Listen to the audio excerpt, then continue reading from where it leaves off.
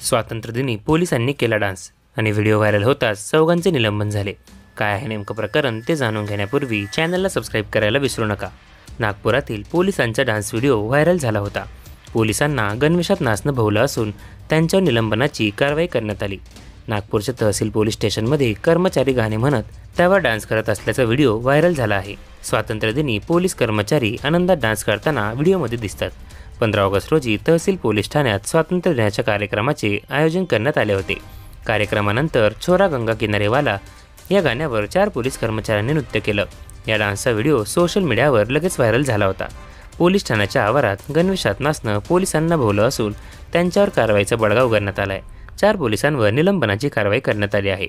गणवेशात police कर्मचाऱ्यांना नाचण्यावर निर्बंध घालण्यात आल्याचे नियम सांगत 2 महिला कर्मचाऱ्यांसह 4 पोलीस कर्मचाऱ्यांना निलंबित करण्यात आलं आहे।